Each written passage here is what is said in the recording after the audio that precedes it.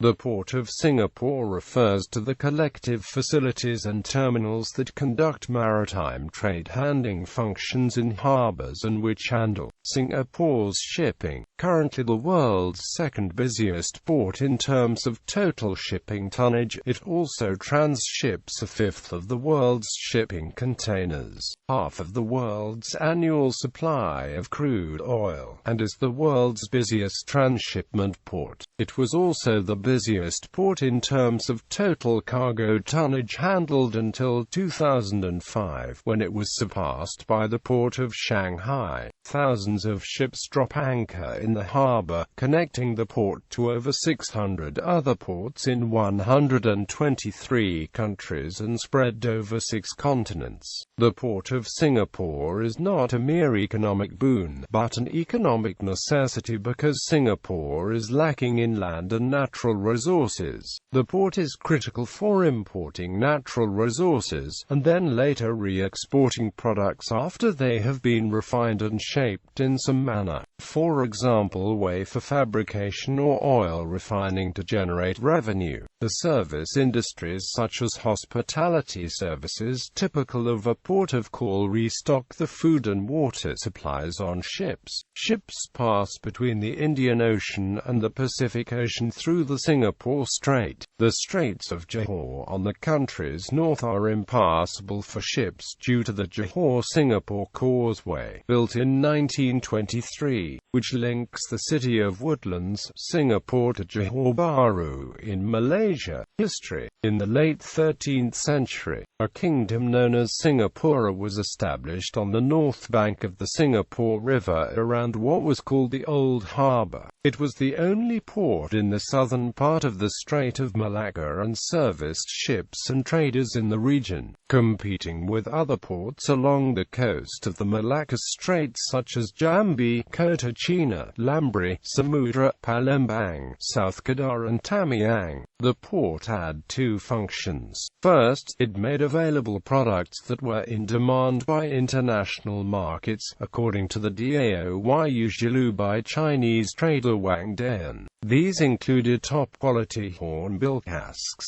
lacquerwood and cotton, although these goods were also available from other Southeast Asian ports. Those from Singapore were unique in terms of the quality. Secondly, Singapore acted as a gateway into the regional and international economic system for its immediate region. South Johor and the Rai or archipelago supplied products to Singapore for export elsewhere, while Singapore was the main source of foreign products to the region. Archaeological artifacts such as ceramics and glassware found in the Rai or archipelago evidence this. In addition, cotton was transshipped from Java or India through Singapore. By the 15th century, Singapore had declined as an international trading port due to the ascendance of the Malacca Sultanate. Local trade continued on the island. A map of Singapore by Portuguese mathematician Manuel Godinho de Heredia showed the location of the office of Asia Banda, the Malay official responsible for international trade, and shards of 15th century Siam ceramics and late 16th or early 17th century Chinese blue and white porcelain have been found at the Singapore and Kelang rivers. Singapore also provided other regional ports with local products demanded by international markets. For instance, blackwood was exported from Singapore to Malacca, and was in turn purchased by Chinese traders and shipped to China for furniture making. In the early 17th century, Singapore's main settlement and its port were destroyed by a punitive force from ACEH. After this incident, there was no significant settlement or port at Singapore until 1819 when Sir Stamford Raffles, excited by the deep and sheltered waters in Keppel Harbour, established for Britain a new settlement and international port on the island. Keen to attract Asian and European traders to the new port, Raffles directed that land along the banks of the Singapore River, particularly the south bank, be reclaimed where necessary and allocated to Chinese and English country traders to encourage them to establish a stake in the port settlement. Chinese traders, because of the frequent commercial interactions with Southeast Asian traders throughout the year, set up the trading houses along the lower reaches of the river, while English country traders, who depended on the annual arrival of trade from India, set up warehouses along the upper reaches. The port relied on three main networks of trade that existed in Southeast Asia at the time. The Chinese network, which linked Southeast Asia with the southern Chinese ports of Fujian and Guangdong. The Southeast Asian network, which linked the islands of the Indonesian archipelago, and the European and Indian Ocean network, which linked Singapore to the markets of Europe and the Indian Ocean littoral. These networks were complementary and positioned Singapore as the transshipment point of regional and international trade. By the 1830s, Singapore had overtaken Batavia as the center of the Chinese junk trade, and also become the center of English country trade in Southeast Asia. This was because Southeast Asian traders preferred the free port of Singapore to other major regional ports which had cumbersome restrictions. Singapore had also supplanted Tanjung Pinang as the export gateway for the gambia and pepper industry of the Rai-or-Lingga archipelago by the 1830s, and South Johor by the 1840s. It had also become the center of the Teochew trade in marine produce and rice. As the volume of its maritime trade increased in the 19th century, Singapore became a key port of call for sailing and steam vessels in the passage along Asian sea routes. For the 1840s, Singapore became an important coaling station for steam shipping networks that were beginning to form. Towards the late 19th century, Singapore became a staple port servicing the geographical hinterland of the Malay Peninsula. Following the institution of the British Forward Movement, Singapore became the administrative capital of British Malaya. Roads and railways were developed to transport primary materials such as crude oil, rubber and tin from the Malay Peninsula to Singapore to be processed into staple products, and then shipped to Britain and other international markets. During the colonial period, this was the most important role of the Port of Singapore. Singapore ceased to be part of the British Empire when it merged with Malaysia in 1963.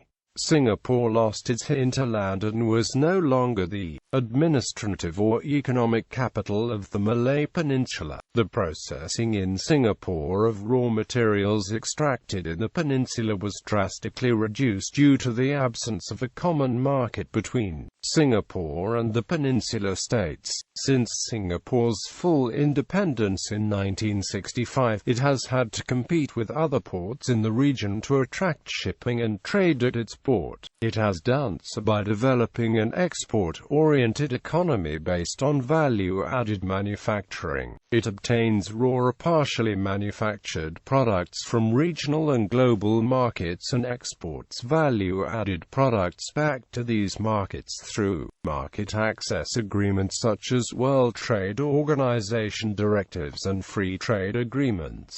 By the 1980s, maritime trading activity had ceased in the vicinity of the Singapore River except in the form of passenger transport, as other terminals and harbours took over this role.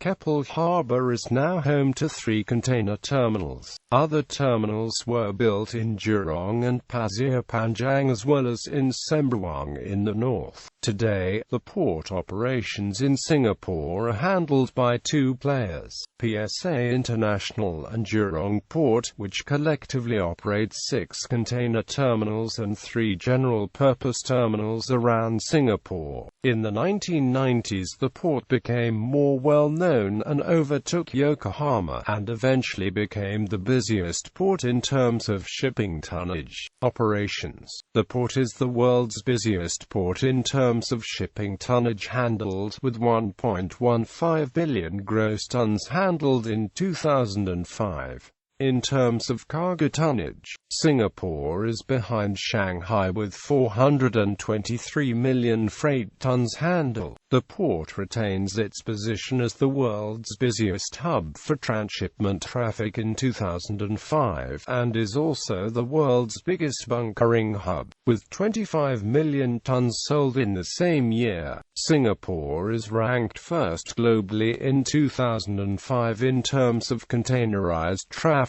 with 23.2 million 20-foot equivalent units handled. High growth in containerized traffic has seen the port overtaking Hong Kong since the first quarter of 2005, and has led the race ever since, with an estimated 19,335 TEUs handled in the year up to October, compared to 18,640 TEUs handled in Hong Kong in the same period. A rise in regional traffic consolidating the port's position in Southeast Asia, and increases in transshipment traffic using the strategic East Asia-Europe route via Singapore helped the port to emerge tops at the end of the year, a title it had not held since overtaking Hong Kong once in 1998. Singapore Port played vital role in emerging economy operators. PSA Singapore's container facilities are as follows: container berths 52, quay length 15,500 meters, area 600 hectares, max draft 16 meters, quay cranes 190. Designed capacity 35,000 KTEU. PSA Singapore has 13 berths which are part of the Pasir Panjang Container Terminals Phase 2, which are due for completion by 2009. Phase 3 and 4 will add another 16 berths and are expected to be completed by 2013. Jurong Port's facilities are as follows: berths 32, berth length 5.6 kilometers, maximum vessel draft 15.7 meters, maximum vessel size 150,000 tons deadweight, area 127 hectares, free trade zone 28 hectares, non-free trade zone. Warehouse facilities 178,000 square meters. PSA Singapore also has a 40-year contract to operate the tax-free Gwadar port on the southwestern coast of Pakistan. Gwadar started operation in March 2008 with 3 multi-purpose berths of 602-meter quay and 12.5-meter depth. Another 9 berths are under construction with a 20-meter depth. Terminals. Cruise business. Port of Singapore also has a terminal for cruise ships. Such cruise lines that home port there include Princess Cruises, Royal Caribbean, Holland America Line, and more. Princess will have the place's largest deployment by a premium cruise line when it deploys Sapphire Princess on 3 to 11-day round-trip cruises to Asia. More than 40,000 passengers will be sailing on those cruises from November 2014 to February 2015. Stationing the ship in port will bring $50 million under contribution, while Princess responds to a growing interest for Singapore-based cruises. In popular culture, the port was documented in a megastructures program of the National Geographic Channel. The Keppel terminal of the port was featured in a strike force mission in Call of Duty: Black Ops 2.